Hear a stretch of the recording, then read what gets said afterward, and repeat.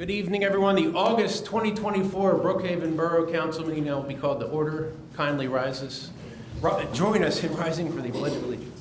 I pledge allegiance to the flag of the United States of America, to the republic which stands, one nation, under God, indivisible, with liberty and justice for all. Kindly remain standing, Madam Mayor. Good evening. The deceased residents for the month of July 2024. John Sowers, Florence Patterson, Kathleen Acton, Ruth Minka, Harry Smedley, Thomas Ellis,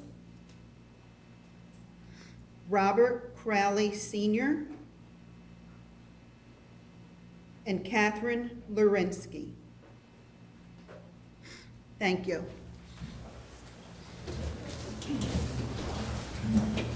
I know everyone means the same, but I want to go out of my way to express my sincere condolences to the Ellis family. I personally knew them for 25 years, and what a great community servant he was.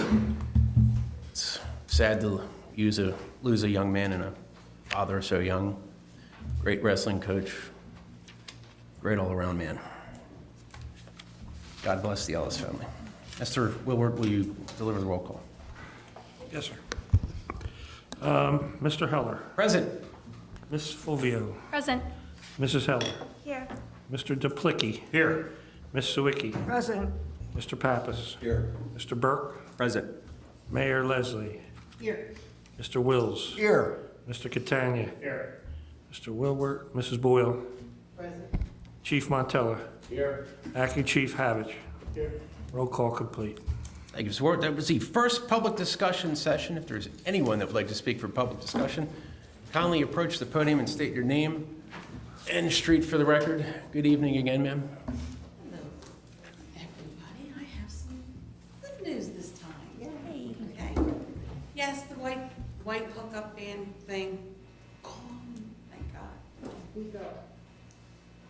White hookup van that was in our parking lot is now gone.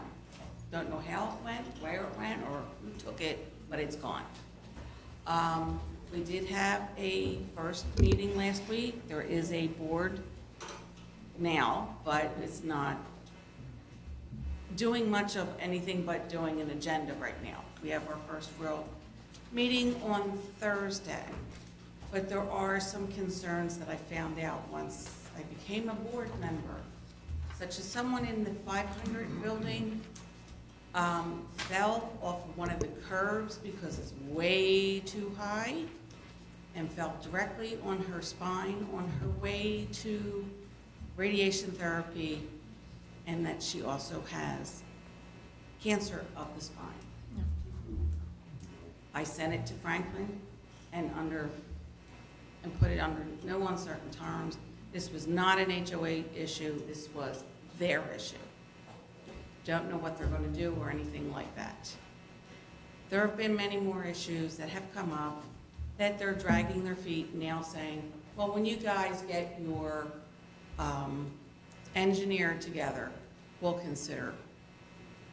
There's people with, cracks in their ceilings that are coming from water. There's water literally coming down, walls outside because the gutters are not installed correctly and things of that nature. But they're the things I'm hoping we can get done rather quickly.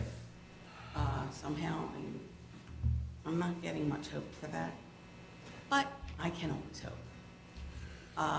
My main concern is we need to get the parking lot taken care of and the curbs taken care of.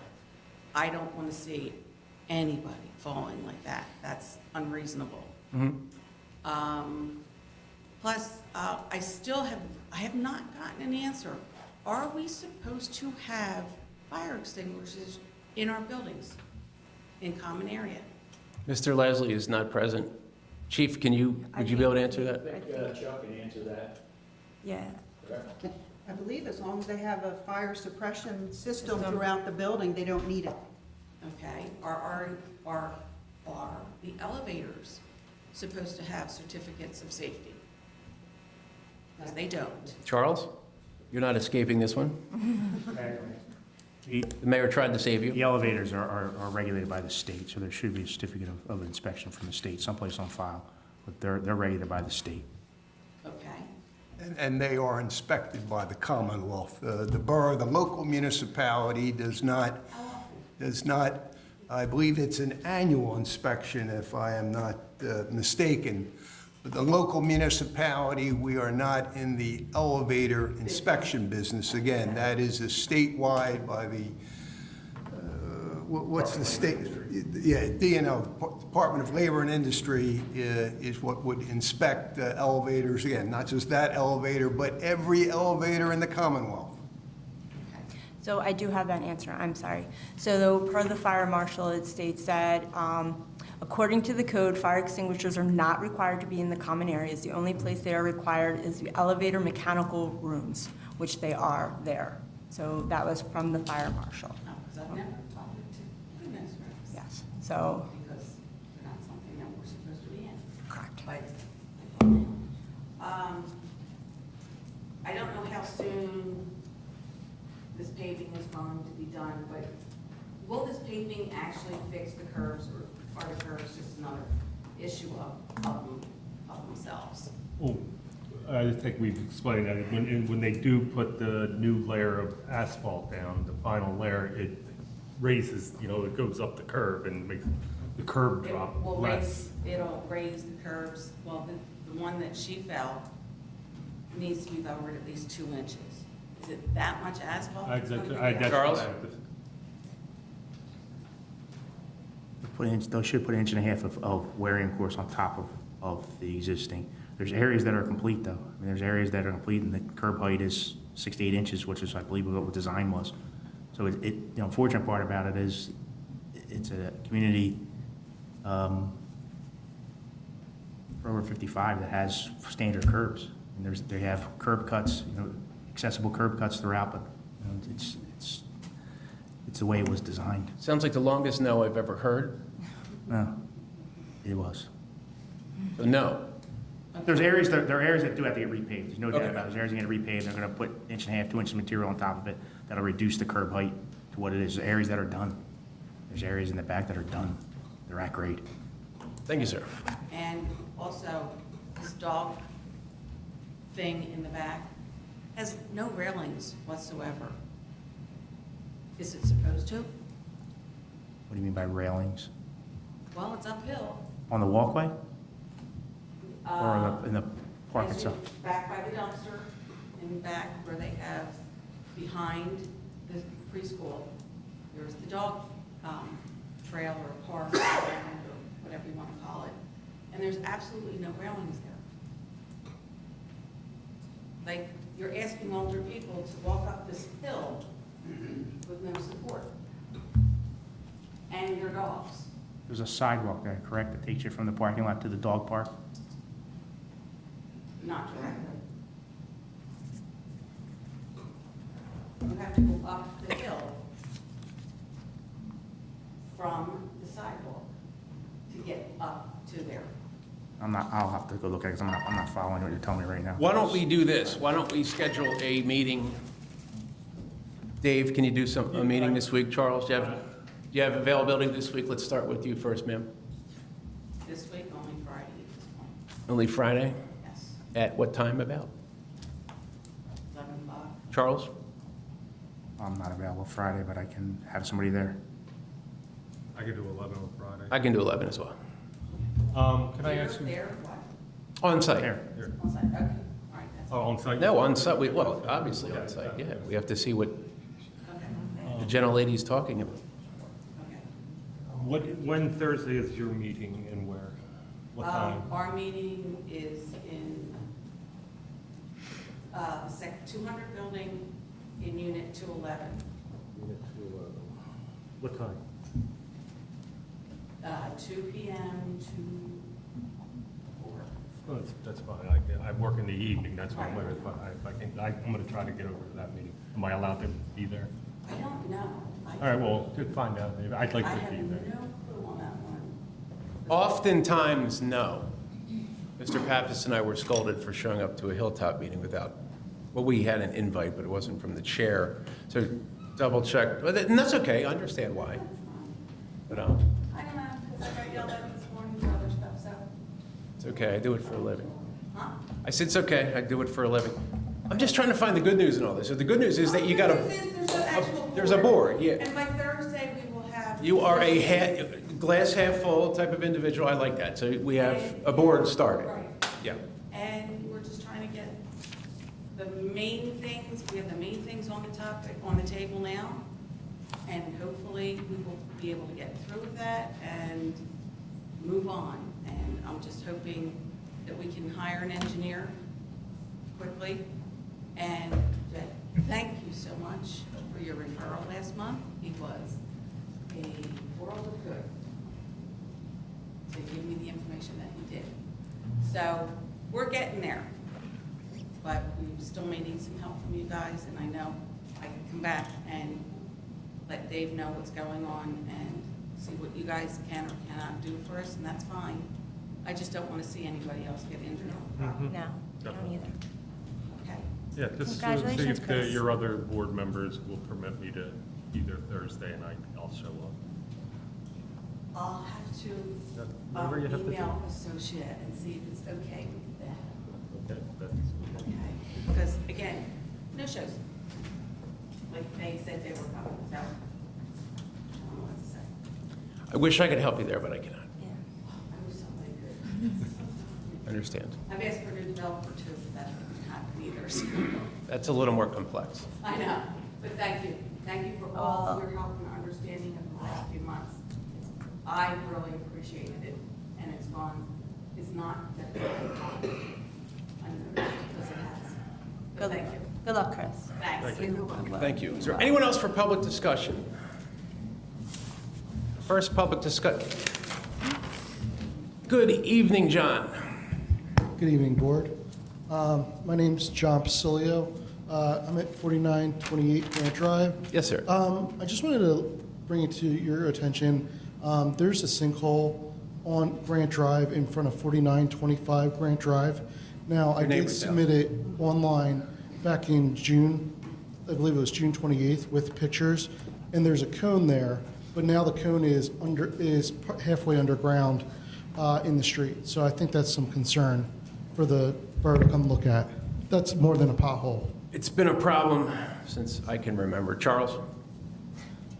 I received that same report from Public Works. Chester Water was out there, couldn't find anything. Southwest was supposed to be coming out, I didn't report following that. So are we, just so I have, Over that, there are no utilities over that are owned by the borough.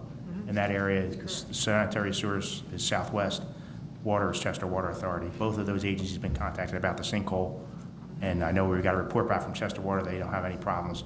We have not received a report back from Southwest, we'll have to follow up on that. so Does Shepherd's run through there? so the sinkhole showed up after the paving was completed? Yes, Okay. and I can give you guys pictures if you want to. Please, sir. Okay. Always good to see you. Anyone else for the first public discussion? First public discussion is closed. I have to get my glasses because Chief Montella, sir. Good evening, Chief. Good evening, Chief. Council, residents, Brookhaven Fire Company's monthly report for July 2024. 1 fire incident in the borough, 30 non-fire, 18 calls for mutual aid, 6 training sessions, a total of 55 for the month, 387 calls for the year. We had no loss on structure or contents in the borough for the month. For the year, property endangered in the borough was $2,150,000 worth of property. Our manpower was 55 calls, average 9 firefighters, 296 hours in service for the month, 2,262 hours for the year. Training was 6 calls, average of 21 firefighters for training sessions, 196 hours of training log for the month. We had 1,155 hours of training log for the year so far. Incidents in Brookhaven Borough, we had 4 motor vehicle accidents. with injuries, 352 on Upland Road, 3300 block of Edgemont Avenue, 4203 Chandler Drive, and Trimble and Bridgewater Roads. We had 3 gas leaks inside of buildings, 2 at the Stonehill Ford Apartments, 1 in Building C, Unit 8, 1 in Building F, Unit 8, and we had a gas leak inside at 4944 James Place as well. Assisted the City of Chester on a second alarm building fire, 900 Fulton Street. Assisted Aston Township on a building fire, 47 Balding Lane. Assisted Lower Chichester on a building fire at 1565 Beald Street. Assisted Chester Township Fire Company on a building fire at 4017 Gideon Road.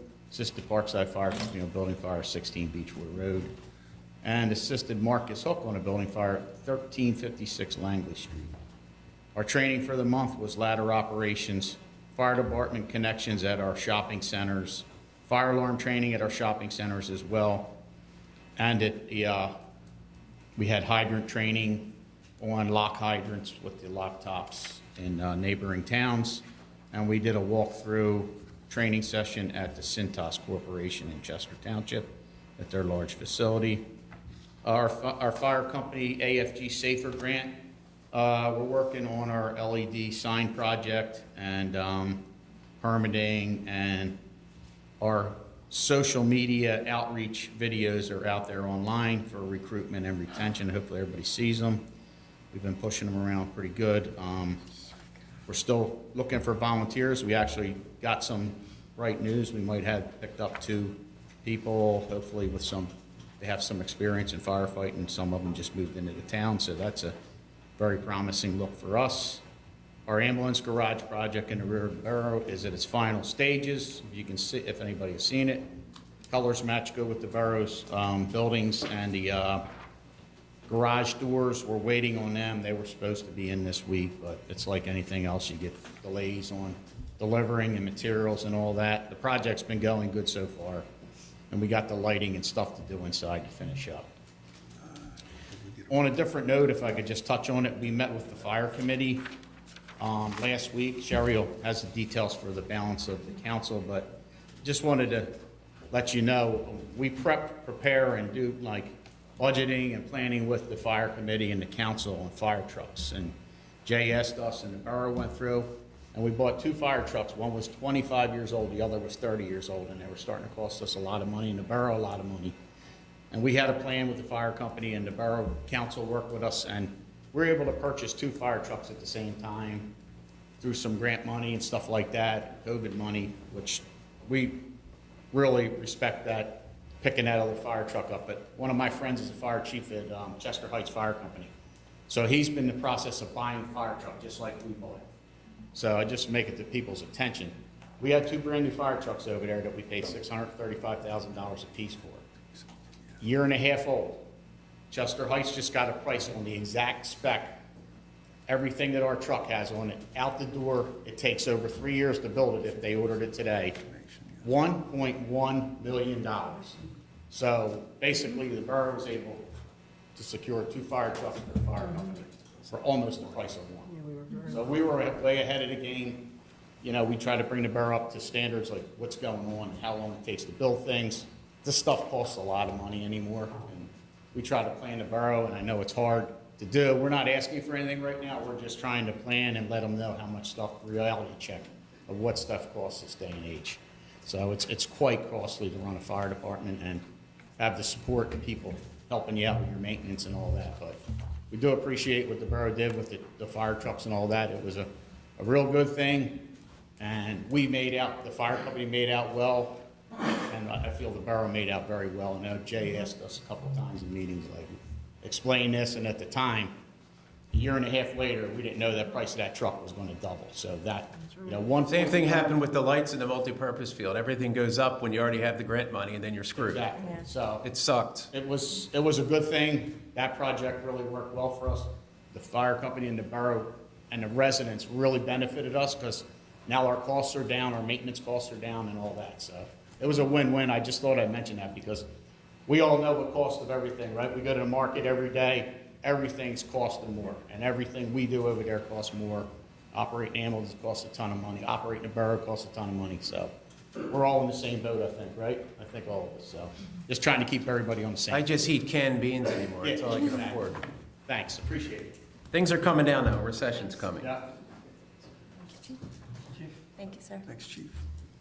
I just need a brief member council. So we can't add that to the agenda, right? Because it's Yeah. not a, all right, without a vote to add it to the agenda. I'll do it under my piece. Acting Chief Havoc, sir. Good evening, sir. Good evening, sir. Good evening. For July 2024 Police Department report, the police department initiated or was assigned 725 incidents during the month. A total of 8 criminal cases and 12 non-traffic cases were filed with the district court during the month. Some noteworthy incidents: we handled 16 thefts, 1 auto theft, which was actually an attempted auto theft. The second month in a row we had one of those. They didn't get the car. It was another Kia or Hyundai, same MO, I guess. But they didn't get it, so that was good.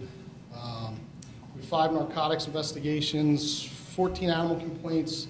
One thing I just wanted to mention for the residents: if you have an animal complaint, especially regarding a dog, found dog, lost dog, please call us and let us know. Don't take the dog directly to the SPCA yourself. We have a lot of issues where we battle with the SPCA because people bring dogs there and it's not verified where they pick these dogs up, but they say Brookhaven, and then the borough has to foot the bill to pay for the SPCA for taking in these dogs, and it can get pretty pricey. So we battle with them a lot to try to figure out where exactly these dogs were found. And last month they tried to bill us for 2 dogs that were found on Middletown Road in Middletown Township. So after many back and forth, they ended up taking that charge off for the borough. But it can be very frustrating because some people are trying to do right and they don't want to bother the police, but the animal control stuff falls under us, and we're happy to do that. And a lot of times we have a chip reader that we have access to in the police station where we can scan the dog, and if it has a chip, find the owner's information. So it can help save the borough some money. And we'll hold it in the jail cell at the station too for a little while and hope the owner calls when they realize the dog got out too. So we don't always call the SPCA right away. We did have 2 solicitor complaints for the month. They were complaints related to, only one was someone who didn't have a permit. The other was from an active permit, which I'll note Moxie Pest Control does have an active permit in the borough to solicit until August 20th. If there's any issues with their tactics, please feel free to call the borough office, and there's a process where they could possibly revoke the permit if there's issues. But that permit is active until August 20th. We did assist other departments 39 times for the month. We handled 23 vehicle accidents. Officers did 254 security checks. There were 26 arrests, 2 juvenile, 26 adult, 72 citations were issued, 25 parking violations, and 137 traffic warnings were issued for the month. Attached to my report, I'm enclosing some information regarding year-over-year comparison for known crimes that the police department reported to the Pennsylvania State Police Uniform Crime Reporting System. The report period was for January to June, compared 2023 to 2024. Just to note, Part 1 offenses, which are the classified serious crimes such as murder, rape, robbery, burglary, thefts, and vehicle thefts, those were slightly up for the year, 28%. However, it's an increase of 30 offenses in the 6-month period compared to this time last year. There was 127, the driver of the increase, looking at the numbers year over year, was from thefts that occur in the borough. We had 127 known thefts that were reported this year in the police department. A lot of the thefts that we get are from retail establishments in the town: Wawa, Lowe's, ShopRite, Giant. Their loss prevention people keep us pretty busy. My understanding in talking to loss prevention people there is they refer cases to us because we do good follow-up and we oftentimes make arrests for these cases. So they do good work for us and we return the favor. Nothing makes a patrol guy happier than getting a case and looking through the documents and it basically solved itself. But that is a big driver because we still report those even though the business is the victim, it still gets reported. So, but we did have an increase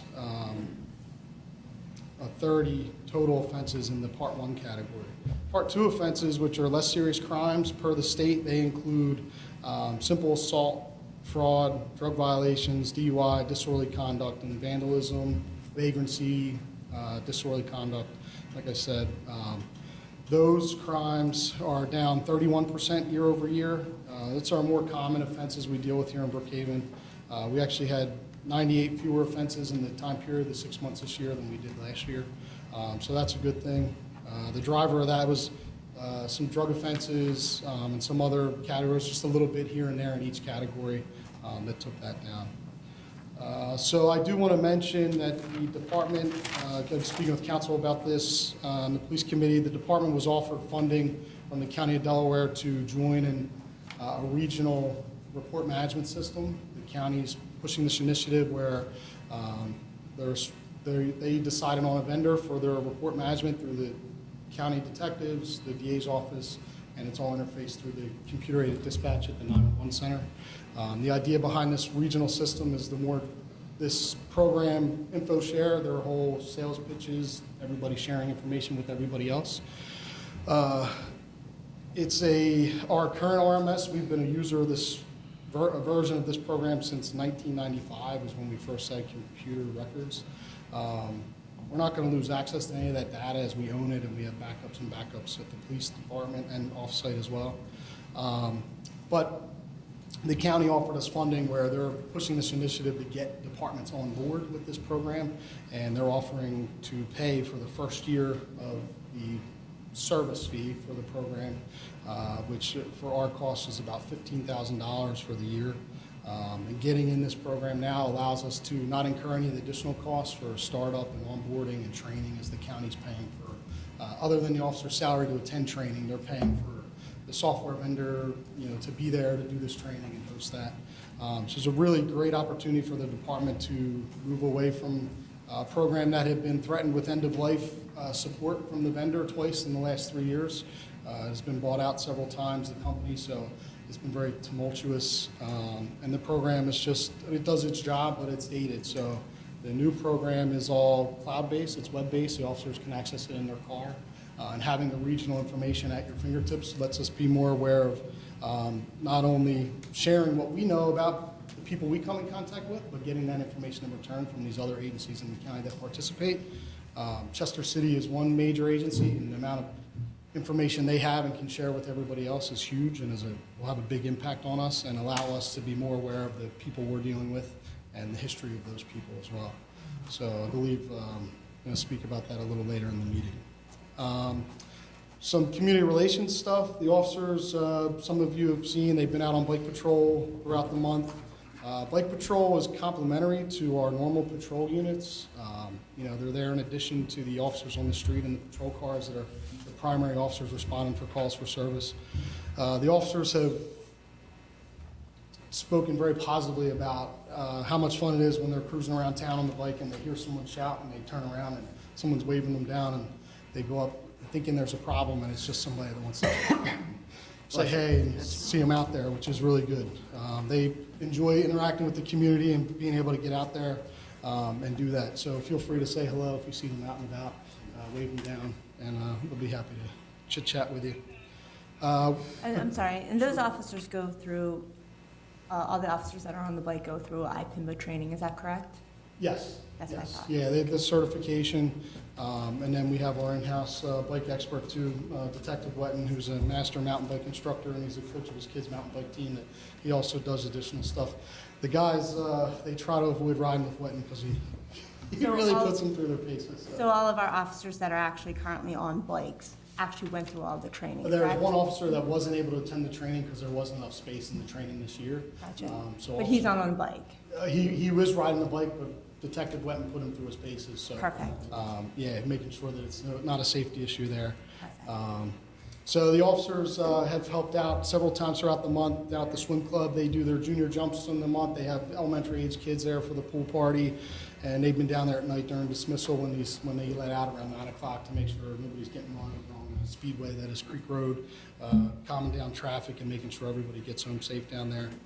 Also during the month, a pretty unique experience, the department assisted filmmaker and Aston resident Chris Peter Menico with filming a scene of Delco the movie. I don't know if anybody has heard about this. There's a trailer on YouTube. It looks pretty good. Last year, Chris filmed a scene in our jail cells as part of this movie. So I guess at some point in the movie, someone gets arrested and they run our jail cells. So some, I guess, very B-list Hollywood actors were here. It was pretty interesting. I was Dante from Clerks. Yes, I missed exactly, a chance to yeah. meet him, and I'm That's pissed. the claim to Yeah. fame, yeah. But we helped them. They filmed a scene at Jackson Drive and Madison Drive on a Friday night a couple weeks ago. And we assisted with that. And a bit part where the police cars came down the street with the lights on. And we did a good job. And I took 2 takes. So that's awesome. No speaking roles, though, for us. We're just in the car. I don't think you're going to see any of us in the movie. So tomorrow is our department's National Night Out event. Us and the fire department and Parkside Police is participating as well. That's from 6 p.m. to 8 p.m. This is a event that's designed to help increase community police relations and engagement. So we're going to have the event here from 6 to 8 p.m. at the municipal complex right out front. It's a rain or shine event, so we have plans in place. If it does get too hairy with the rain tomorrow, we'll shift some things inside, but we still like to see everybody come out and hang out with the guys, and we're going to have food. We're going to have a representative from Leanne Kruger's office here, Delaware County Victims Assistance. I believe we have Mr. Softy booked for the event. There's going to be food and all kinds of swag as well. So we'd like everybody to come out if you're available and say hey, hang out for a little while. A lot of work has been put into that, we're hoping it's going to be a big success, and we're looking forward to doing it bigger and better next year, hopefully, as well. And finally, in reference to training for the month, Detective Wetton attended his SWAT trainings for the month. I believe he ran a day of training for the SWAT team as well, the Central Delco SWAT team. Sergeant Eastman, Detective Wetton, and Officers Connor and Duff completed their range qualification and firearms training during the month as well. And the officers did go through training for the new RMS because it was being offered, and regardless of whether or not we do it, we might as well get it done because there was a facility that the county had until the end of July at the community college with on all the computers there. So we got everybody through that and got that done. That concludes my report. Thank you, sir. Thanks, Chief. Madam Mayor, No report, thank you. Mr. Wills. Yes, thank you, Mr. President, and a most good evening, ladies and gentlemen. A copy of the solicitor's report is on file with the Borough Secretary's office. In the event any members of the public would like to review it, I do have a number of action items for Borough Council's consideration this evening. Number 1 concerns the Our Lady of Charity school property.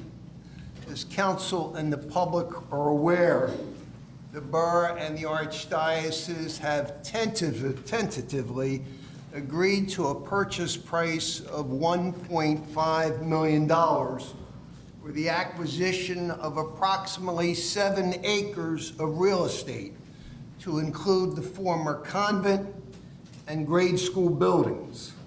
I am presently in negotiations with the archdiocesan attorney to get the precise language as necessary in the formal agreement of sale.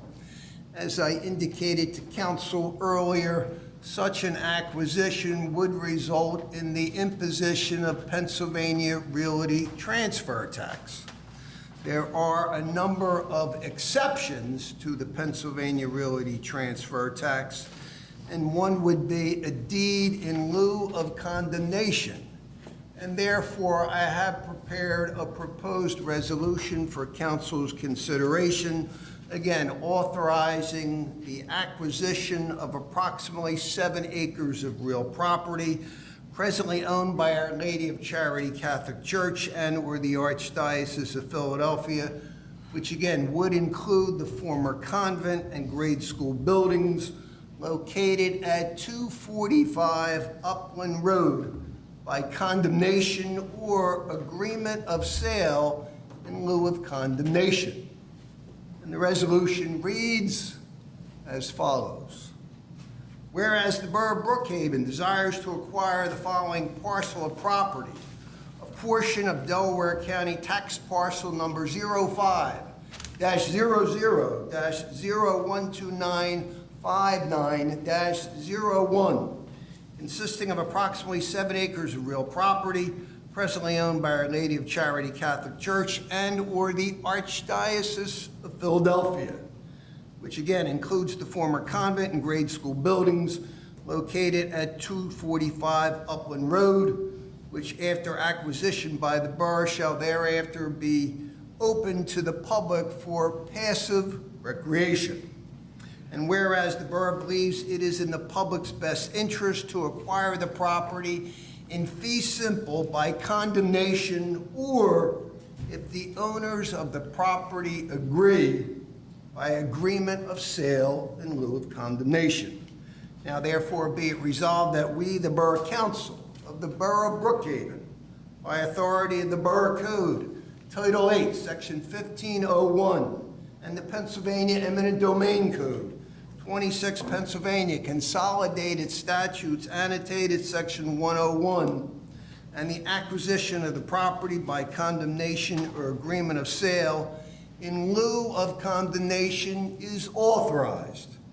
Be it further resolved that the agents, employees, representatives, and solicitor of the borough are hereby directed to take all actions as may be required to acquire the property by condemnation under the provisions of the Borough Code and the Pennsylvania Eminent Domain Code, or to negotiate with the owner of the property to enter into an agreement of sale in lieu of condemnation to purchase the property.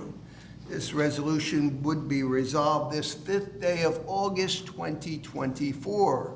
And so, if it is the pleasure of Borough Council, a motion would be in order to adopt said resolution. What is your pleasure, council? I'll make the motion. We have a second. Second. All in favor? Aye. Are there any opposed?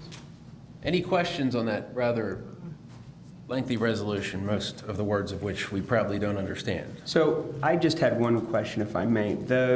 So condemning this property is not going to affect us in using it in the way that we were hoping to use it, correct? That is correct. Okay. Although That's what I thought. Just wanted to make sure. we look like we are headed to negotiate an agreement of sale.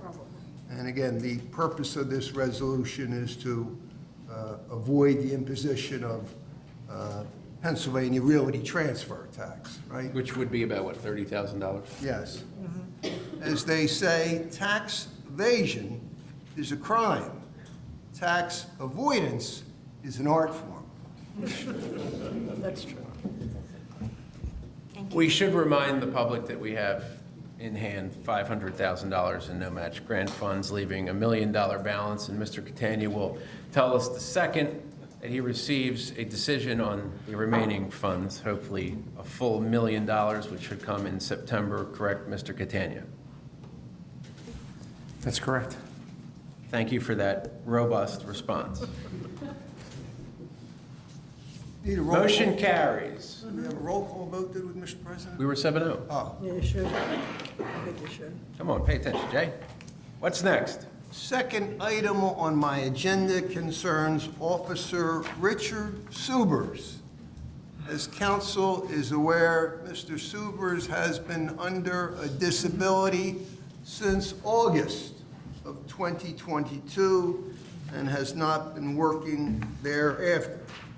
And we, of course, have received various medical documentation indicating Officer Subers is no longer able to perform the duties of a police officer. And therefore, I have a resolution for council's consideration recognizing and awarding Officer Richard Subers a total and permanent non-service connected disability pension and an honorable discharge from service. And the resolution reads as follows. Whereas Officer Richard Subers has been employed as a full-time police officer by Brookhaven Borough since November 13th, 2013. And whereas Officer Richard Subers has sustained an illness and or an injury outside the course and scope of his police duties. And whereas various medical documents and reports indicate that Officer Richard Subers can no longer perform the duties of a police officer. And whereas Brookhaven Borough believes that Officer Richard Subers is permanently and totally disabled from doing police work because of a non-service connected disability. And whereas Brookhaven Borough desires to grant Officer Richard Subers an honorable discharge and to permanently fix Officer Subers' status as a recipient of a total, permanent, non-service connected disability pension. And whereas Brookhaven Borough has entered into an agreement between the borough, Officer Subers' legal counsel, and the Delaware County Lodge number 27 of the Fraternal Order of Police, recognizing Officer Subers' permanent, non-service connected disability, wherein the appropriate pension and certain medical benefits, life insurance, and other retirement benefits will be established. Now therefore, be it resolved by the Borough Council of the Borough of Brookhaven that effective August the 5th, 2024, Officer Richard Subers shall receive an honorable discharge and a permanent, total, non-service connected disability with appropriate medical benefits, life insurance, and other retirement benefits as incorporated herein. Again, resolved this 5th day of August 2024. And so if it is the pleasure of Borough Council, a motion would be in order to adopt said resolution. Are there any questions before the vote? What is the pleasure? I'll take the motion. I'll second. All in favor? Aye. Any opposed? No, You are opposed? I'm Mr. opposed to Willard, this. deliver us a roll call, please. there's a lot involved here that we really should have had further discussion on. And I haven't heard very much of all, because this has been going on for a long time, and we all know the problems of this case. We've And been we're not gonna discussing bring it them for, up we've now. been discussing it for 2 years. I know, and I really do With not like. 17 different what- attorneys The that never- resolution is not. I'm not, The borough is really. I'm not getting combative, I'm just saying it's No, been I'm just discussed. saying, this is a terrible result for the borough. We're gonna be paying for life for this individual. I know how these things work. We've had these in the past, and they're outrageous. and Would you I'm care just to telling you. elaborate? I'm No, asking. I'm not gonna elaborate, because it's a personnel matter, Well, you just and you know it. dug yourself into that. I was just wondering. I didn't get elaborate. myself into this. I don't have to vote yes or no. Mr. Wills would probably appreciate us cutting this off. Mr. Wilbur, would you deliver the roll call, please? Yes to approve, no to disapprove. Mr. Heller, Aye. Ms. Fulvio, Yes. Mrs. Heller, Yes. Mr. Duplicki, Yes. Ms. Sawicki, No. Mr. Pappas, Yes. Mr. Burke. Yes. I'm sorry, I didn't hear that. Yes. Yes. The ayes have it, 6-1. Motion carries. And I'd like to interject that most of us up here have known Officer Subers personally, me since 2007. I believe the mayor knew him long before that. He started out with the Brookhaven Police Department as a part-time officer in June of 2006, working his way up to a full-time officer with the Brookhaven Borough Police Department in November of 2013. He also worked part-time as a Sharon Hill police officer from 2004 to 2006. Same time, working as a part-time Delaware County Park police officer. Again, 2004 to 2006. He also worked 2009 to 2013 as a part-timer for the Prospect Park Police Department. And he worked part-time as a part-time police officer next door in Nether Prov. Now, he was one of the most frightening officers to ever approach if you didn't know him. He was probably the last officer you would ever want to pull you over, until you talked to him, of course, because he was reasonable with residents. He was loved by the council and by most of the community. Father of 4 and a husband. He was a fine officer that cared about Brookhaven. And he will certainly be missed, and we wish him well in his future endeavors. And regarding anyone that would choose to slander Mr. Subers online, as I've seen recently, regarding the last council that accidentally mishandled this situation, you should, if you see him, reach out and apologize.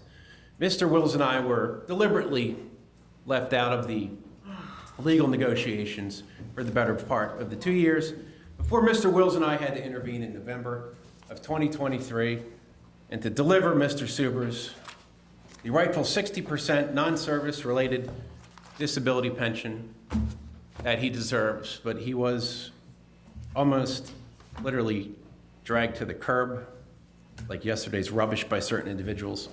Really unforgivable. We love him, we thank him for his service, and we certainly do wish him well. Mr. Wills, continue. Third item on my agenda concerns the fire company proposed signage. Brookhaven Fire Company has received a federal grant in the amount of $37,500 for its proposed new LED sign to assist with recruitment, retention, and emergency communications to the general public. The proposed signage would appear to be non-conforming under the applicable zoning code provisions. However, the signage may be considered exempt or permitting requirements because it would provide essential emergency communications to the public and be beneficial to the overall health, welfare, and safety of the community. And therefore, I do have a proposed motion for council's consideration. Again, this is based on certain exceptions and exemptions under the zoning code. And that would be a motion to authorize the fire company to apply for a zoning permit from the borough for its LED signage and include a letter on fire company letterhead stationery indicating that the proposed non-conforming sign is required to update borough residents in the event of an emergency, and that said signage would be beneficial to the overall health, welfare, and safety of the community. And so if it is the pleasure of Borough Council, a motion would be in order to adopt said applicable motion. What say you, council? Ms. Owicki? So moved. Second. All in favor? Aye. Motion carries. Thank you all. Fourth item on my agenda Thank goodness. concerns the property at 4836 Greenwood Street. The property owner had filed an application with the zoning hearing board to utilize the property as 3 single-family residential units. The property is located in the R2 residential zoning district, and such use is prohibited under the zoning code. The property owner was seeking to utilize the basement of an existing ranch-style home as a separate apartment unit. The basement is located partially below ground with no windows for proper access way and egress way. On July the 11th, I had participated in a meeting with the property owner, their attorney, the borough building inspector, and our borough secretary, to discuss all the outstanding building, zoning, and code violations. And then earlier last week, the borough received notice that the property owner had withdrew their application for zoning relief before the zoning hearing board, and therefore the property now complies with the proper zoning restrictions. Fifth item on my agenda concerns the Brookhaven Storage Tax Assessment Appeal. The Delaware County Board of Assessments has issued a real estate assessment notice on the newly constructed Brookhaven self-storage facility located at 121 East Brookhaven Right. Road in the amount of $9,551,980. The property owner is of the opinion that the facility has a fair market value of only $5,741,386. Property owner has filed a tax assessment appeal with the Delaware County Court of Common Pleas. A hearing to determine fair market value of the property has not yet been scheduled by the court. I will keep council apprised as matters proceed. Sixth item on my agenda, 269 East Dutton Road, Dutton Mill Road. This is a particular property we've had some issues with over the years. I have provided legal counsel and recommendations to the Borough Building Inspector and the Borough Code Enforcement Officer regarding outstanding building, fire, code, and zoning and property maintenance issues affecting this particular property. And again, I believe we are making progress. Seventh item on my agenda concerns the employment offer for the Borough Treasurer. Again, my office has prepared a formal written offer of employment to the proposed new Borough Treasurer, including proposed salary, start date, terms of employment, work hours, and an employee benefits package. Eighth item on my agenda concerns the Park and Recreation Areas Ordinance. At Councilman Burke's request and the Ordinance Committee's request, I have drafted and prepared an amended Borough Parks and Recreation Areas Ordinance enacting a new set of prohibitions in municipal borough parks and establishing penalties for violations thereof. It is my understanding, Councilman Burke's report, he will be asking for a motion to advertise that particular ordinance. Ninth item on my agenda concerns new legislation affecting the Pennsylvania Motor Vehicle Code. I remind our residents and Borough Council that earlier this summer, Governor Shapiro signed into legislation new law banning the use of handheld cellular devices while driving. The new legislation allows law enforcement officers, our local police department, to issue a ticket carrying a $100 fine when a driver uses a cell phone while driving. Again, drivers can still use their phones if utilizing hands-free technology such as a docking station, Bluetooth, or speaker technology. Again, Pennsylvania now joins 26 other states, including the state of Delaware, the state of New Jersey, the state of New York, the state of Confusion? Maryland, just about every other state that borders Pennsylvania, and obviously recognizing the dangers that do come with distracted driving. And so that is now on the books, and I realize the police department is fully aware of that legislation.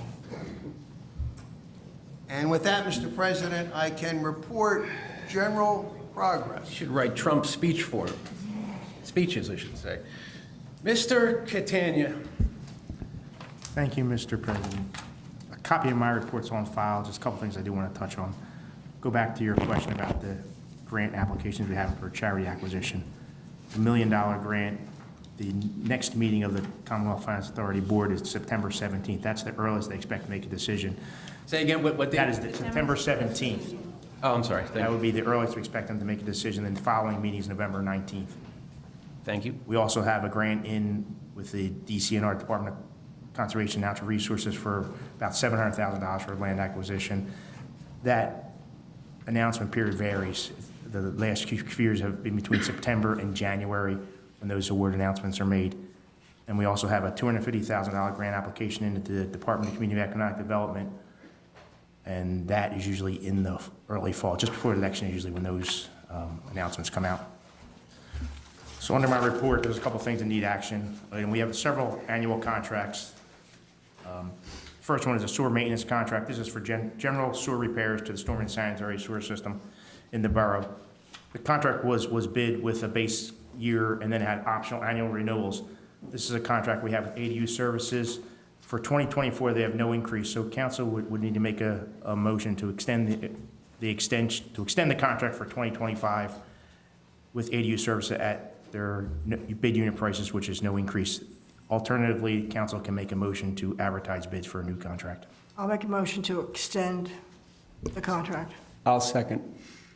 Charles, do you agree with that? And Yes. is that your best assessment? Absolutely. Yes. We have a motion, we have a second. All in favor? Aye. Any opposed? Any additional questions? Motion carries. Second is a street maintenance contract, similar circumstances. It was bid with base and it has an optional renewal for 2025. This is with More Construction Services. This actually has a 9% increase from 2024. It sounds like a lot, except this contract is rarely used. I believe that the cost for preparing new bid documents, putting out for advertising, bidding the project would exceed that 9% increase. So I'm going to recommend that we approve the extension for 2025 with More Construction Services for the street I'll make the maintenance motion. contract. I'll second. We have a second, we have a motion and a second. All in favor? Aye. Questions? Objections? Motion carries. The sewer plant operation and maintenance contract currently held by KBX Golden, which is now Wind River Environmental. They have a 4% increase for 2024. This is one where it's kind of up in the air here. There have been some new players in the game, I would say, that are out there that have bid on some other contracts. So council will need to make a decision whether they want to approve the extension for 2025 with KBX Golden for a 4% increase or authorize advertising for a new bid. Is 4% normal, or do you think it's high? That's probably pretty standard. Okay. It's just, with the new player out there, I think here's what my recommendation would be. I believe that the current contract says that we have to give notice of termination to the current contractor. I think it's 30 or 60 days. So we have an opportunity now to put a project out for bid, or put this contract out for bid, get the prices back, and then we'll be able to compare what the option, we'll have better numbers to understand it makes sense to award a new contract or whether it's to stay with these guys. And maybe we'll get someone who we may be able to work with better, do you think? I don't believe we have any, it's not any quality issues. I think it's just looking at the dollars and cents, to be honest with you. All right.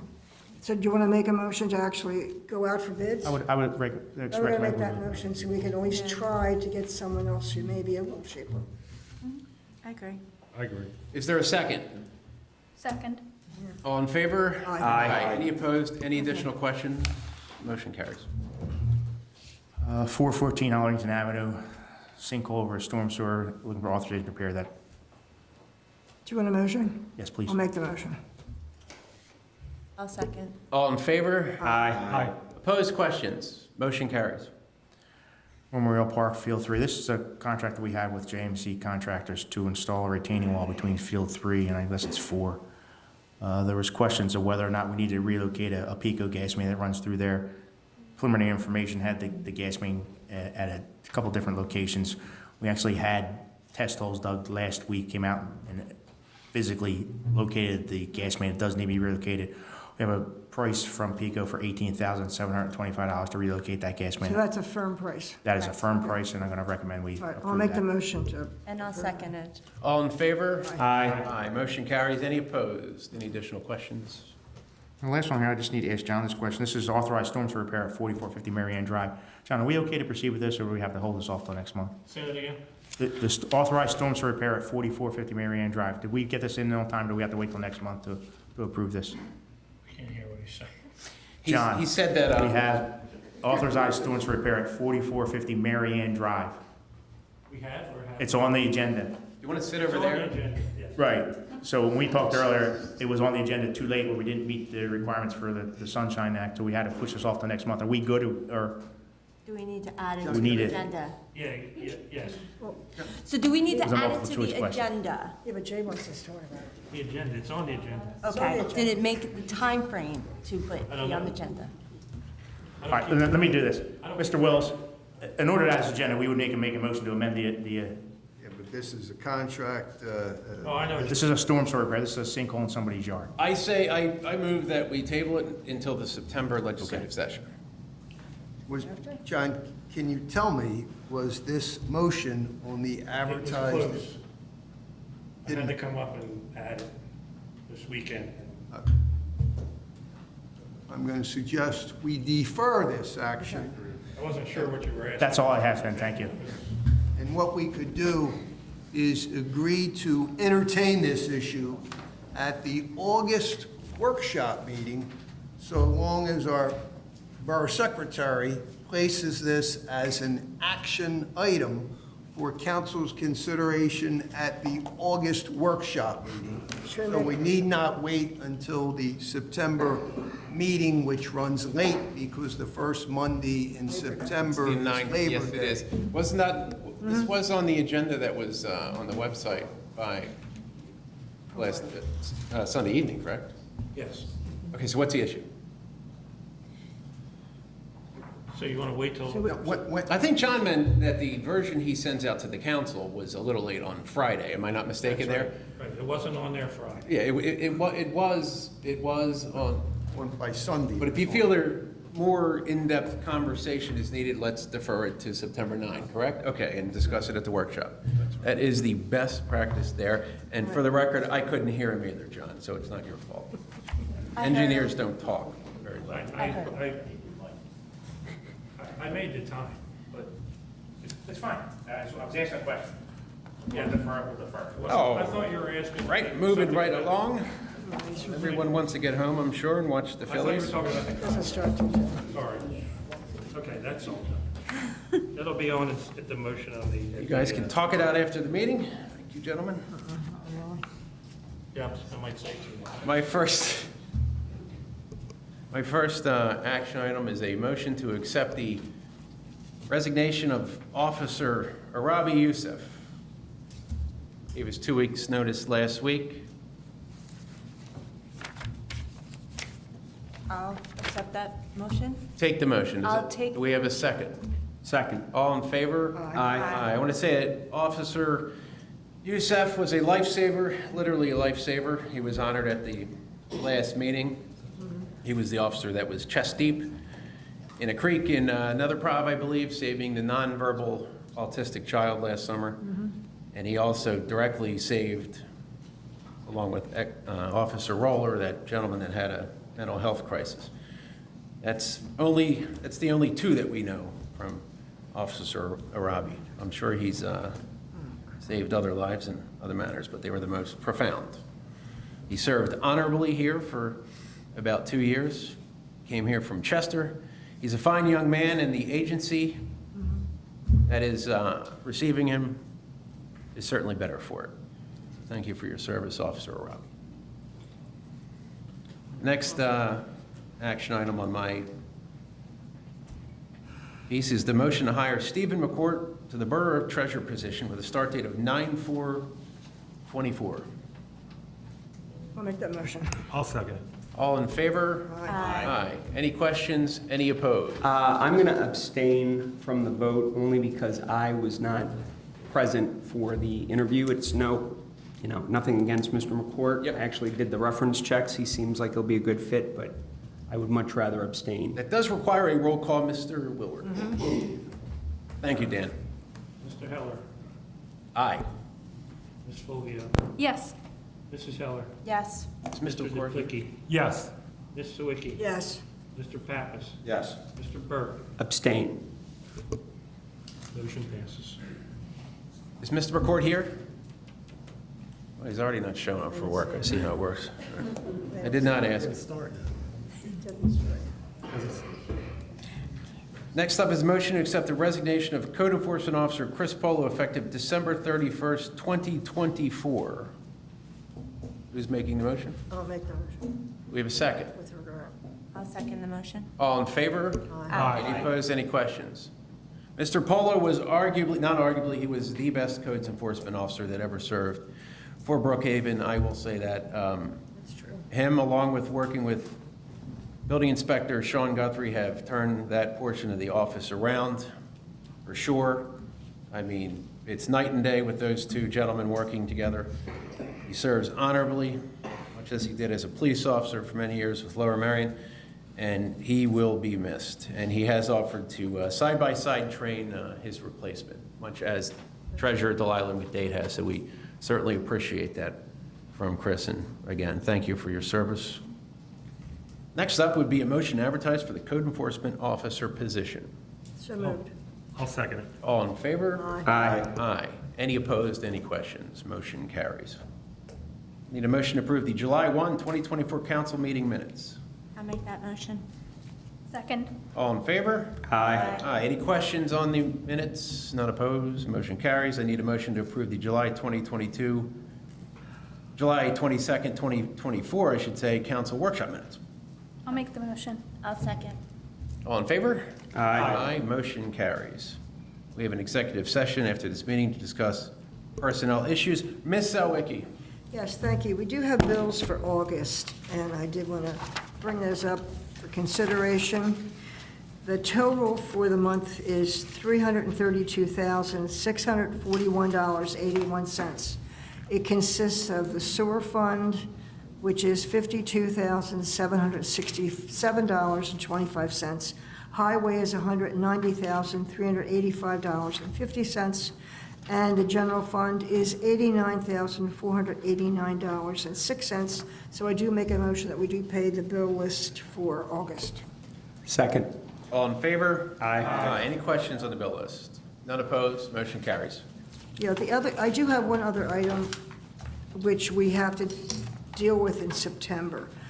This is the time of year we get the notice from Harrisburg about our MMOs, which are the money we need to put into the pension funds for next year, the non-uniform and the uniform pension funds.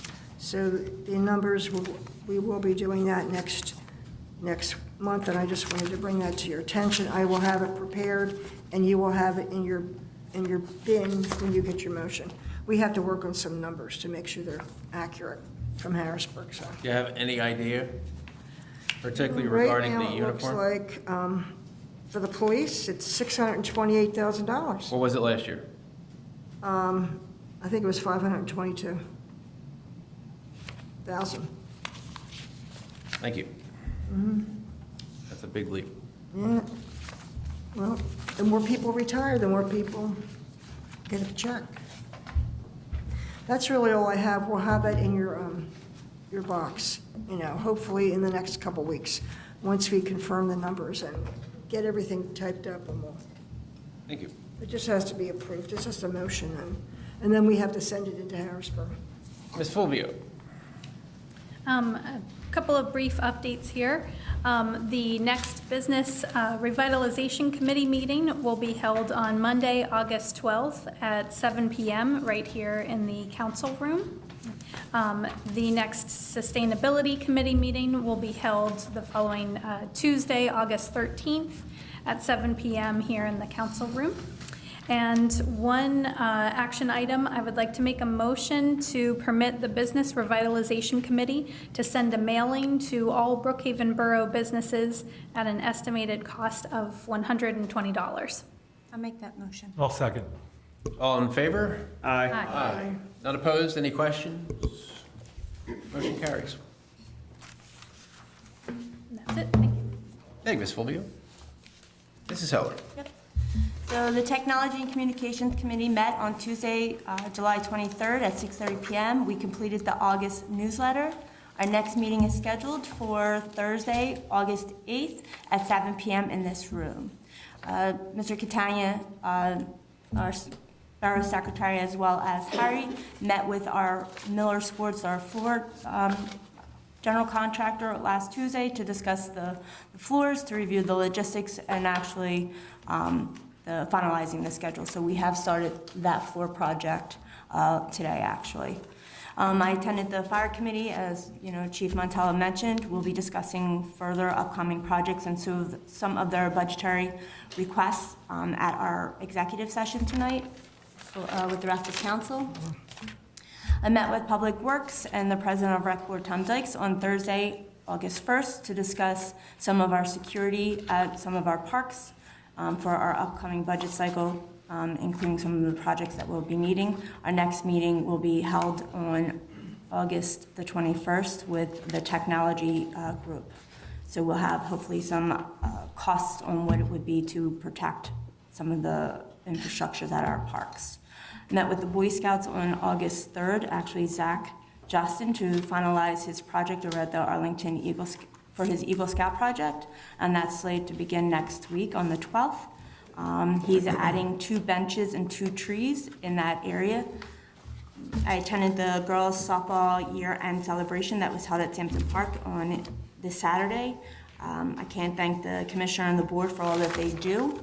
It really takes a lot for all of our youth organizations and all their volunteers. We would not have those organizations without all of our wonderful volunteers. The last 2 weekends, we've been working in the sanctuary. I want to thank Councilman Pappas and Councilman Duplicki and our residents, Mr. McKenna and Mr. Pat Thompson. We were able to, through the PICO grant funding, we were able to purchase additional flowers and plants, as well as complete 2 additional planters there.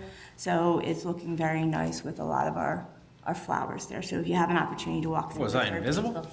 Oh, yes, I'm sorry. And Sorry. Council President Heller. I'm sorry, my bad. I want to just echo what Chief Havoc has stated about the National Night Out. So please come out tomorrow between 6 and 8, and we do have a backup plan for the weather. So it is a rain or shine event. So please come out and support our police department, our fire department. It's a very worthy cause. The parade committee is scheduled to meet on Wednesday, August 14th at 7:30 p.m. in this room.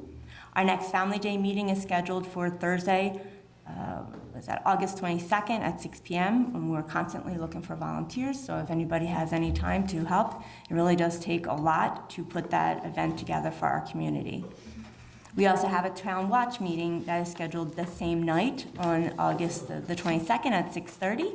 I cannot again thank Mr. Wilbert for constantly holding on to that position and making it and keeping it going, because it's a very, very important organization that we have.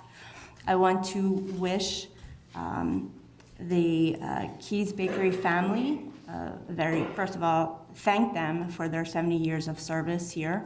They closed up their doors on this past weekend at Chester location and Brookhaven location. So I know that I'm going to be greatly missing their strawberry shortcake. They have served our community since 1954, so kudos to them, and we wish them well on their next adventure.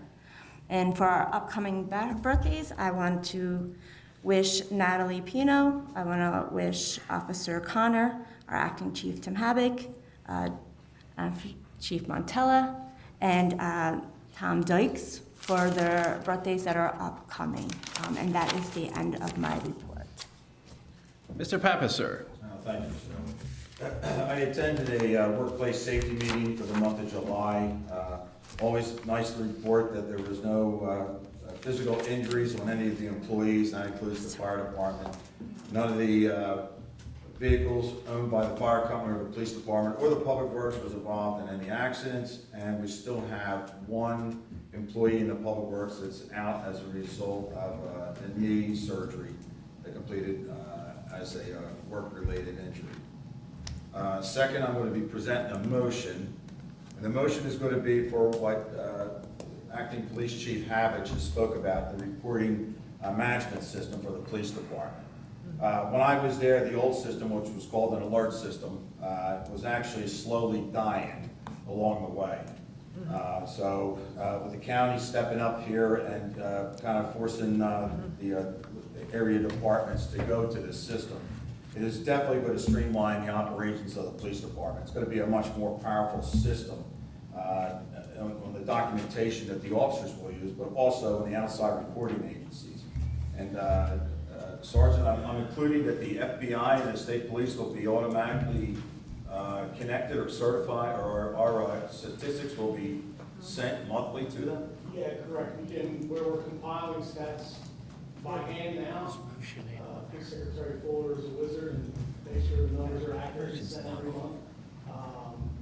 Moving forward with this system, we'll be able to do everything all that time individually. Oh, okay. One will report at the end of the month and just upload a file directly to the state police website. And it's nice because the computer checks all the data. and There's no contractual money involved. It's fine. So it should help streamline those operations as well. And is it my understanding that the first year that the county, have they committed to the purchase price?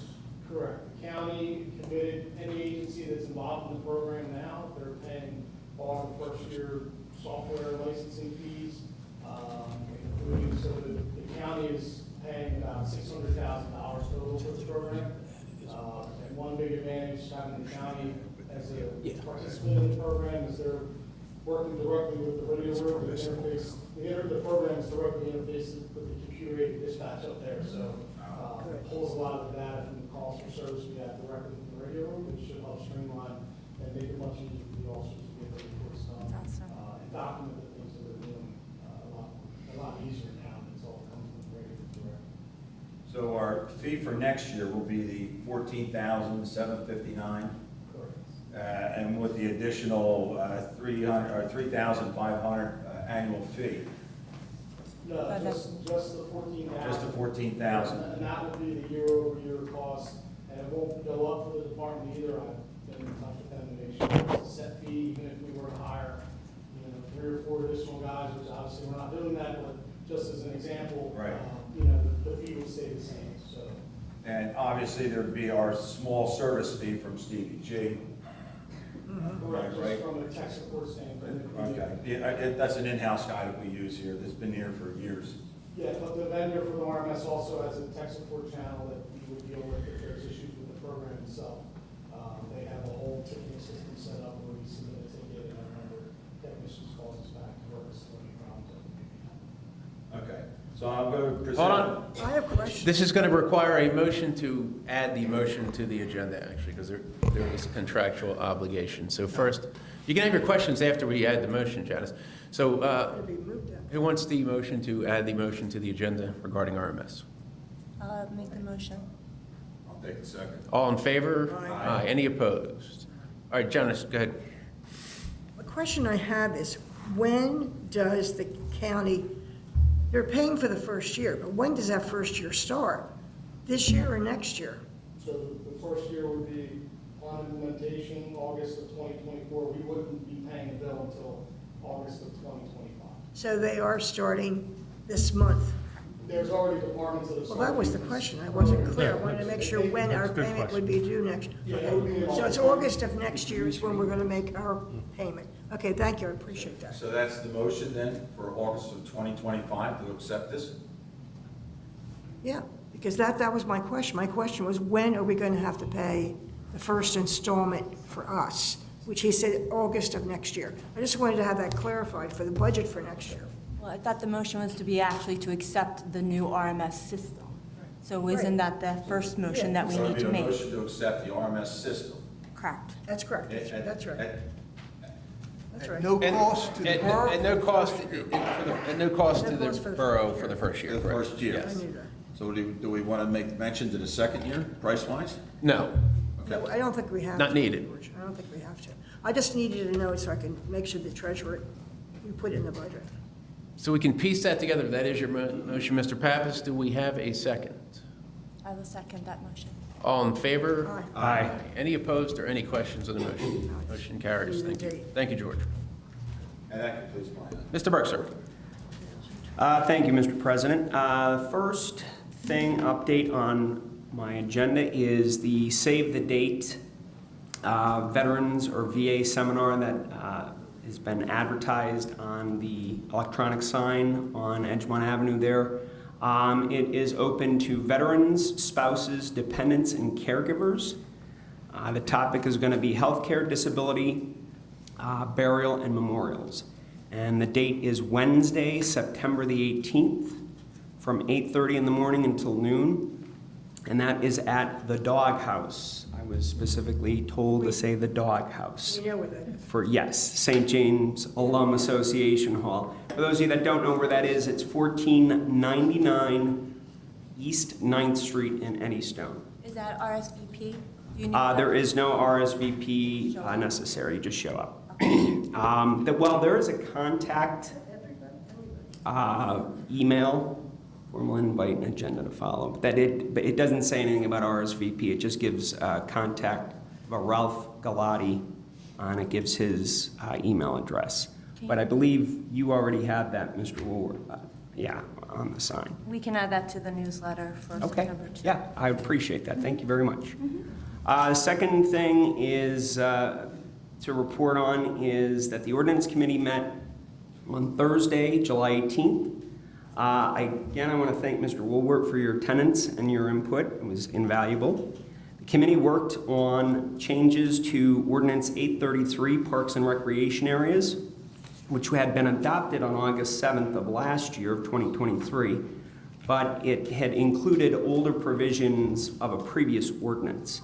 So the committee met to kind of iron out some of that language, and we worked with the borough solicitor to finalize that language and keeping it all in line. So I will be asking for a motion on advertising for that in just a moment. The other thing that the committee discussed was looking into adding any ordinances that have not been codified into E-code so we can price out the cost of codification for those ordinances.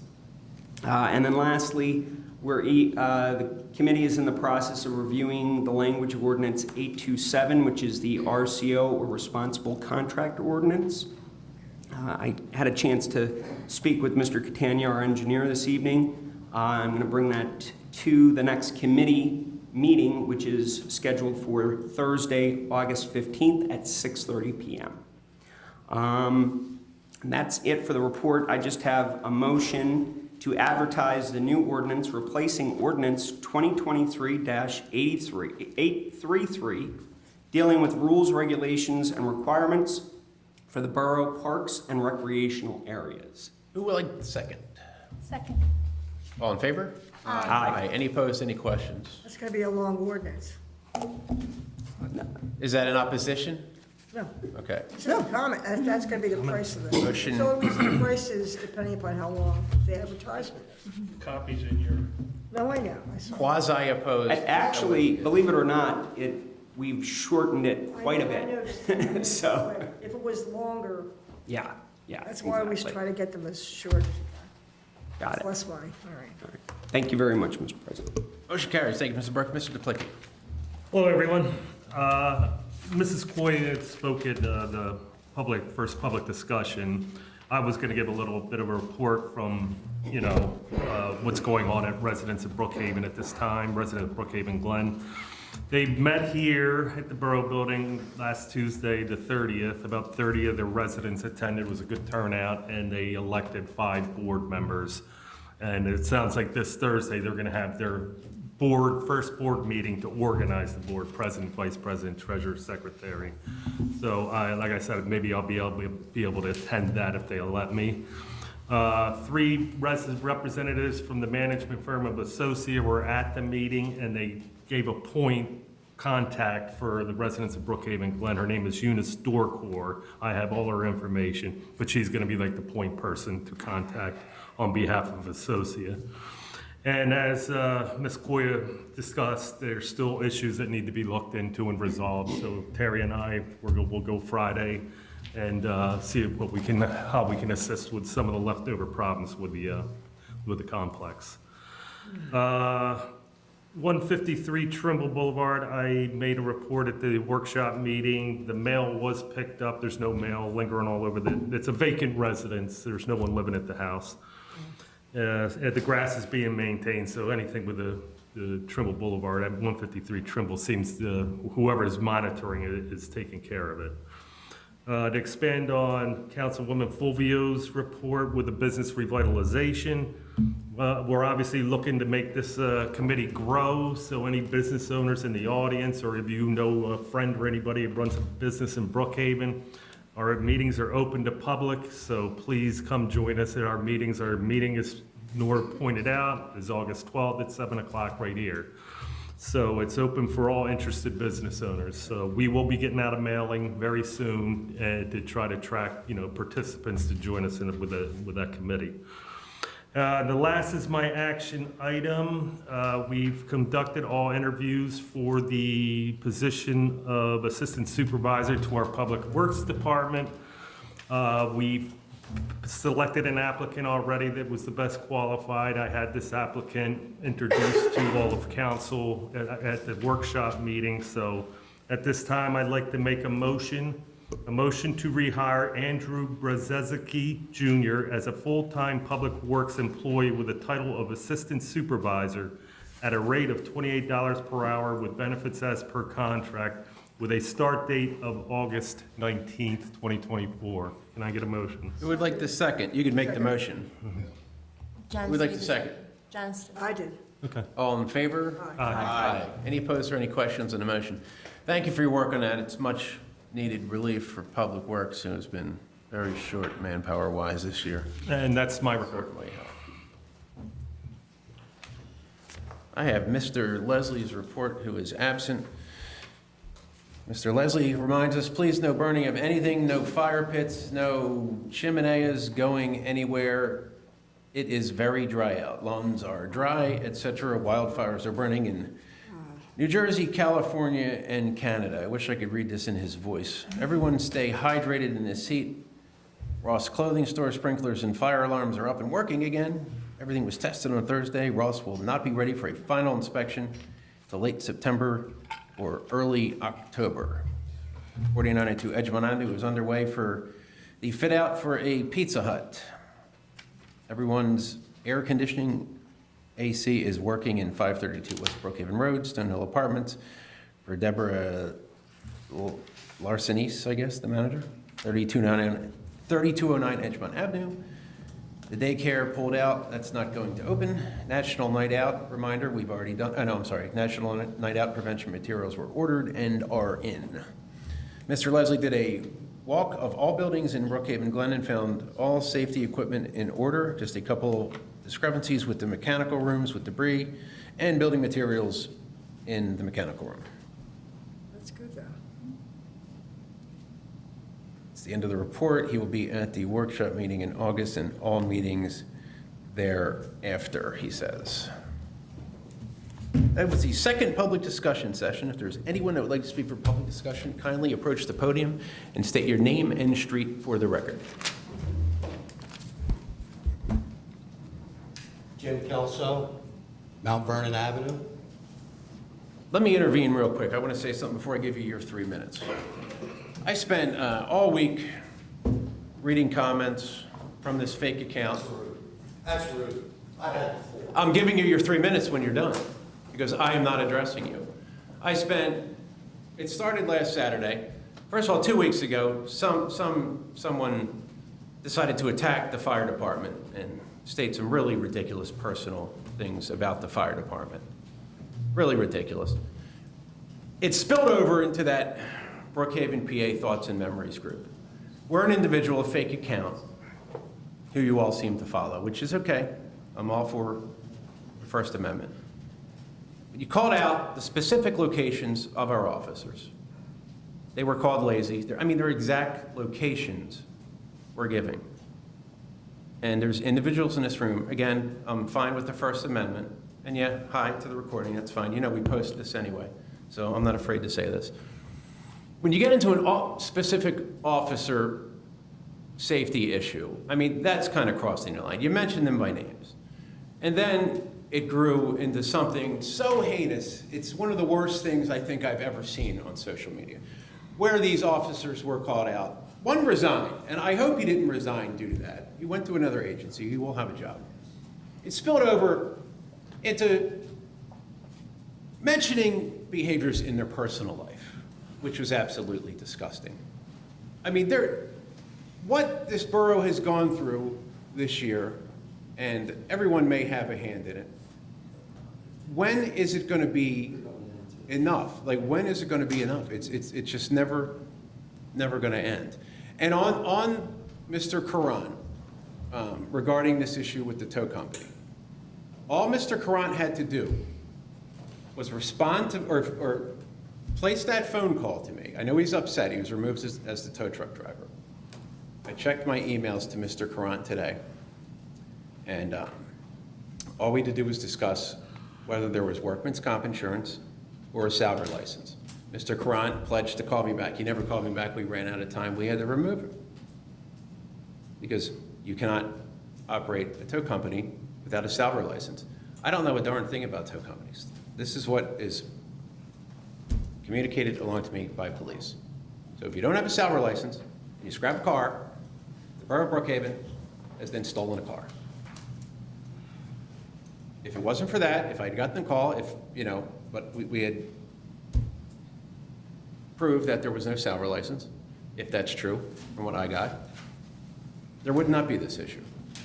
So we are sorry that someone was hit in the wallet. We really are sorry. But all it takes is a phone call sometimes. That's all it takes is a phone call. But I will not, if you wish to speak, I will yield to the Vice President. I will not address people that give these specific locations of our police officers. And some of those comments in that thread were absolutely disgusting. And then you started your own group, and then you just continue on this slander campaign. I mean, it absolutely, it's heartbreaking, it's disgusting. If you wish to speak, I will yield to the Vice President and leave the meeting, but I cannot, for the protection of the borough and these officers, address anyone from that private group that speaks like this and slanders and threatens. I was personally threatened. These private messages, these threats I'm getting, things sent to my house, I can no longer, due to my own possible litigation, address you folks directly. So I yield to the Vice President. Have a good night. That's all I will have to say. Done now with your little rant? No, I'm Why don't not. you flip the script? I will not address you. I yield to the Vice President. First of all, you implied that it was me in that group. That's not me. It's all of you. So sit back down, stop on the way like you like to do, Terry. Where you going, Terry? I yield to the Vice President. Let's start to flip the script. He sat here and praised Officer Subers. What a great guy he was. When I have a text message from Mr. Howard, which says, who is the contact for Subers' attorney? Are we contacting him directly? I need to send a letter to his office. Subers has taken to sending vague threats in the late night, early morning hours again. Here's another one, and I won't use his exact verbiage. Effing drunken Rich pulled off a Maple onto Edgemont right behind me. Not sure he knows my car. Man, he looks like shit. I should have locked it up and let him tap me. Now, does that sound like a man who supports Subers? He stands up here and says one thing, and behind the scenes is a totally different person. And we're tired of the nonsense. I'm very disappointed to see him still sitting here on council. I'm here to remind everyone that chaos as president, Terry Howard, has brought upon our community. Turned residents of his town against each other. He's disrespectful to other members of council. He's acting like a dictator and has disrupted the entire police department. And I'm going to go back to June's council meeting where I asked Mr. Howard, why would you get rid of Lambert's Towing and go with Luongo Towing, which many residents had complained about? Mr. Heller, you responded that Lambert's Towing did not have workman's comp or a salvage license. It's just that simple. Well, I followed up with Lambert's Towing and was provided with workman's comp policies dating back to January of 2019, complete with policy numbers. I was also provided with a copy of Brookhaven's tow contract, and nowhere does it state a salvage license is required. So it wasn't just that simple as you stated. And at the same meeting where you belittled Ms. Sawicki because she questioned the procedures for hiring a maintenance worker, you stated you spoke to Chris Bushmeyer about hiring that worker. Are you leaving too? Can't hear the truth? Mr. Kelso, stay focused on what you're going to tell us. I had a very interesting conversation with Chris Bushmeyer, and he's not happy with Terry. At that same June meeting, I also asked who decided that there should be a vote to place Chief Vice on administrative leave. The answer I got was council voted and approved it. But that's not the question I asked. I want to know who brought this matter to council. In the executive session of Borough Council, when discussing placing Chief Vice on administrative leave, Mr. Wills, what advice did you give council? I, sir, am not at liberty to discuss any advice I may give council in an executive session for a personnel issue. that would be a violation of multiple statutory and constitutional provisions. That is a violation of the attorney-client privilege. I would be disciplined, sir, if I were to respond to that question. Therefore, I am going to respectfully decline. Well, let me ask you this then. Do you agree or disagree with placing Chief Weiss on administrative leave? What I agree or disagree with, sir, has no bearing. I don't have a vote. Only the 7 members of Borough Council can take a vote on administratively suspending any borough employee. Let's move on then. It's been more than 100 days since the investigation started.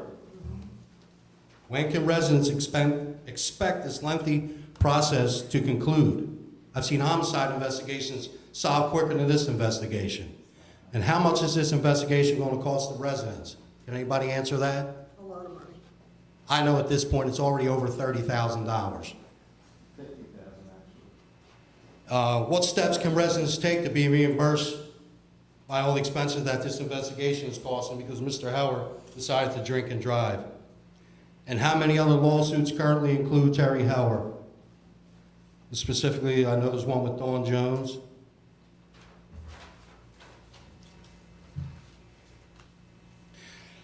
Also, why are borough employees suddenly leaving their positions? Police officer leaving, treasurer leaving, code enforcement officer Chris Polo leaving. I'd be interested to hear from Chris why he's leaving. I'm holding every member of council accountable for allowing this president to do as he pleases. It's time to do a reorganization and demand Terry Howard resign immediately. And how mature to run away. That's our president, wasting taxpayer dollars. Thank you.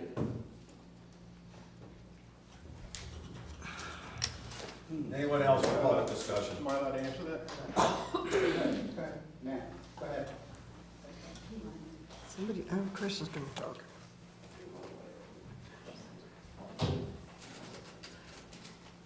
And I'll tell you what, the reason why I won't answer it is because only one person from council is going to ask me why I was leaving.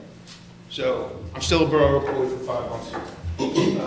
I don't live here, I live in another province, but I lived in another province for 33 years. So I know Brookhaven like the back of my hand. I shop here all the time. Now I work here. When I got hired here, my sole goal was the betterment of Brookhaven Borough.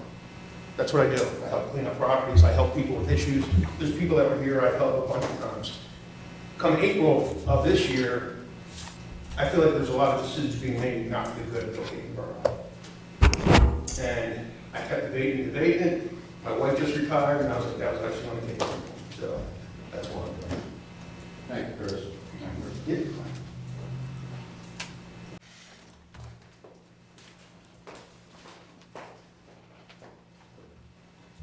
My name is Megan Santella, and I live on Deepwater Lane.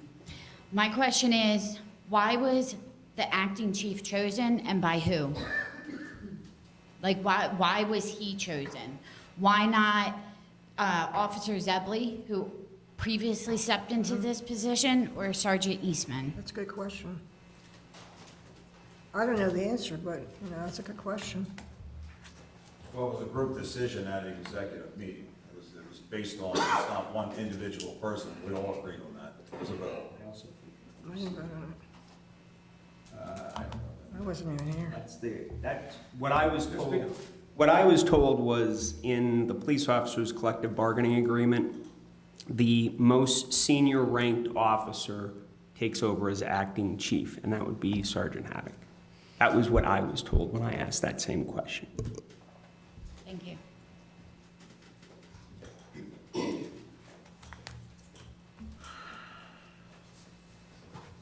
Tom Dykes, Brookhaven Road. Hi, guys. Did you miss me? Yes. I was away for the June meetings and the July meetings.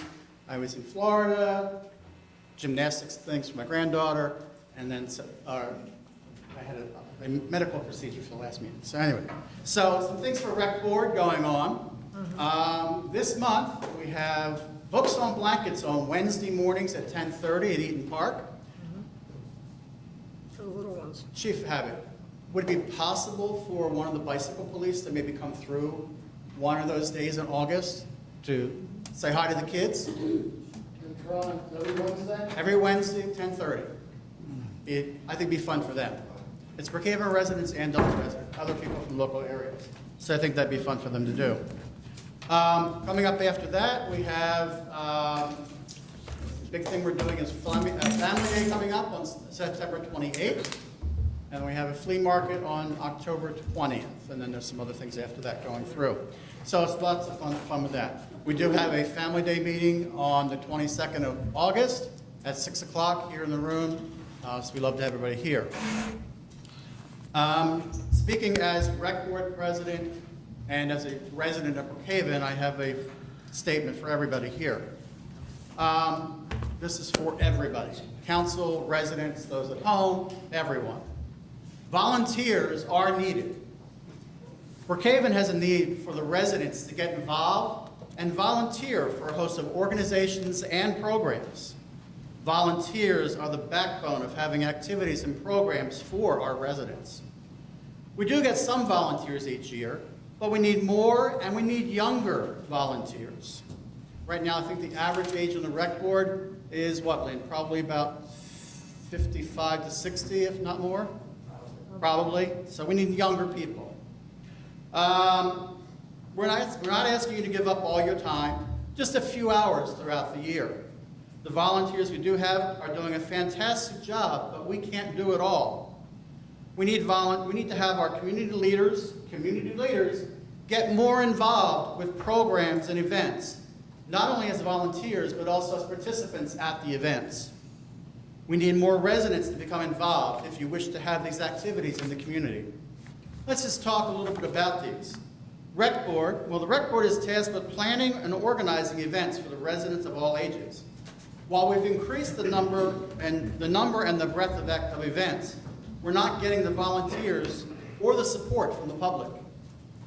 We've been hosting summer music concerts for the last 4 years. We hear that the concerts are great, and everybody likes it out. It's a great night out, but we don't see the support from the residents. This past year, the parents wanted Brookhaven Rec Board to bring back the dances for our younger children. So we hosted 2 dances for 5th and 6th graders.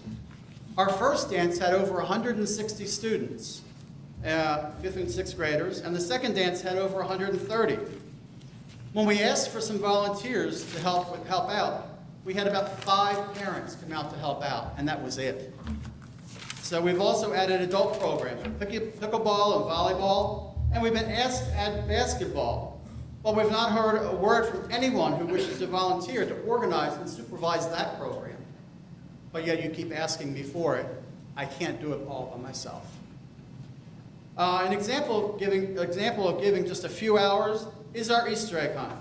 Because of the fire company, the Real Church, and a small group of other volunteers, it took us about an hour and a half to stuff 8,000 eggs. Great job on all of that, and I love our fire company for doing that for us. But we could use more help during the actual event. Putting out the eggs, getting kids in, getting them out, getting things done. We need more volunteers. Brookhaven Family Day, we're in our 37th year of Family Day. 37 years, folks. As the saying goes, it takes a village to pull off an event of this nature. The Family Day Committee spends months planning and organizing this event. We host over 1,800 residents for this wonderful day. It takes dozens of volunteers to pull off this event. Sadly, in the past few years, we're having fewer and fewer volunteers. We have a core of about 20 to 25 volunteers, but we need many, many more. This committee of volunteers spend anywhere from 6 to 8 hours, and some of us up to 12 hours, that day of Family Day. If anyone could volunteer to help out any time during that day, it would be a great help to everyone. We're asking that people volunteer to man simple jobs, such as sitting on a chair and marking off whether a person came up and got their food and drinks for the day. Stay an hour, have a chair, sit in the shade. It's not that much to ask. But doing that will make it easier for everyone else running the event. Maybe sitting down and manning the trunk or treat registration table. These are just a few things for doing that. Just an hour or two will allow everyone to enjoy this day. I know I can tell you, I have no problem giving up my entire day doing this and running myself ragged. Takes me 2 days afterwards to recover, but that's fine. But I have volunteers who are my age and older who don't get to enjoy Family Day because we don't have enough volunteers. We need people to come out. Youth sports, the volunteers are the backbone of our youth sports programs. Am I right, Chief? Okay? Volunteers are always needed for coaches, team parents, snack shop, field maintenance, board members.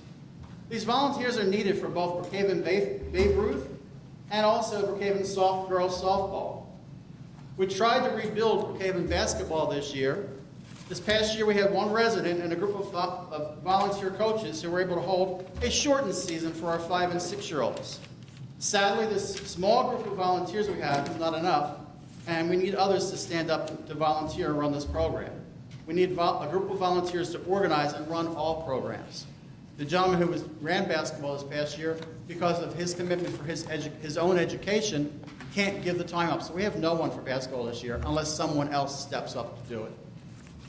Holiday Parade. We hear that everyone loves to watch the Brookhaven Holiday Parade. Did you know that we have about 10 people who will pull off this event? That's it, 10 people for that hour-and-a-half parade. Okay? And while we enjoy doing this, more volunteers would be helpful. Most of the committee does multiple jobs, from planning the event to organizing setting everything up to being in the parade and then coming back and finishing up with the Christmas village and trying to get that done. 10 volunteers. We need more people, everyone. If we have more volunteers, it would be great for everybody. And lastly, the fire company. Not that you're last, Chief, but you're there. Save the best for last. That's right, we save the best for last. Our wonderful fire company requires volunteers to keep up the great work they do for our community. If it wasn't for them, our taxes, as far as fire protection and things like that, would be a lot higher. So it's them, and it's their volunteers that do it. Volunteers are welcome to apply to the fire company. Just go to their website, brookhavenfireco.com, and volunteer. I'm asking for everyone to think about what they can do and how they can help out. Everyone keeps saying, oh, we love the programs you do. We want to see more. We want you to do more. Can you do this? Can you do that? People are great at offering ideas of what they want, but no help. Okay? There are 7 of us on the rec board. We can't do everything. Okay? Somebody thought at one point, oh, well, Tom's retired now. Tom can do more. Well, guess what? Tom's now done what he can do. I'm now having medical issues of my own now, and I need to take care of them. I'm still going to do what I do and keep it going, but I cannot put more into it. I need volunteers to help out. I'm more than willing to train anyone, show you the ropes, show you what's going on. I would love to be able to train an entire new rec board so that when all of us older people who are on the board decide that we can't do it anymore, there's people to carry on. It's something that everyone needs to do.